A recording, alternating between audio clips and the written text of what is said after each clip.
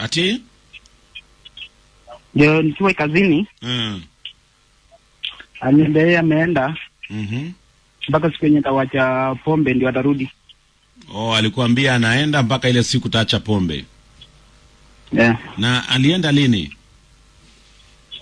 Alienda mwezi wa 9 hivi. Mwezi wa 9. Oh, September last year. Yeah. Kwa hivyo hadi wale hajarudi. Hajarudi bado. Na huwa mnaongea kwa simu? Na huwa tunaongea naye. Anasema yuko pande gani? Yuko hii side ya nini? Ngong. Na uko Machakos? Sasa niko Nairobi. Uko Nairobi. Kwa hivyo hujamuona tangu aende? Wenye jaona na yeye. Tukaongea, then akaniambia tu kama nishabadilika atarudi. Lakini haonekana nimebadilika. Kwa nini hujabadilika bwana Wambua kama unataka Diana arudi? Yaani yeye ndio alisema hivyo. Haonekana nimebadilika, lakini ilikuwa tu karibu miezi 5 hivi. Miezi 4 hivi imepita. Kwa hivyo wewe unahisi umebadilika? Sasa nimebadilika, sasa naenda kanisa. Kwenda kanisa ibanisho umebadilika?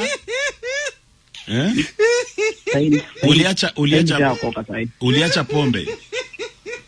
Niacha pombe kabisa. Uliacha pombe lini? Sasa niko na karibu miezi 4 bila kukunywa. 4 months? 4 months umejaribu sana, lakini sioni 4 months kama ni enough kuashiria kwamba umeacha pombe. Nimeacha kabisa juu sahi. Sahi nikisikia tu kama hiyo pombe tu nakunywa tu soda.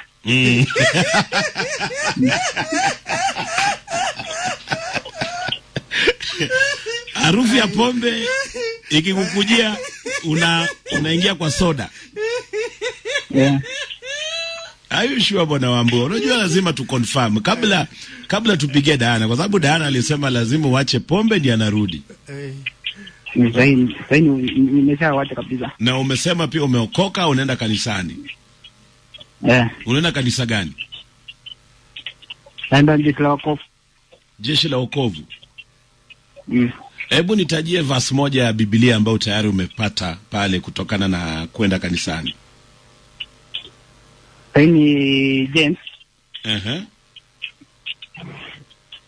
Chapter 2:5. Inasema namna gani?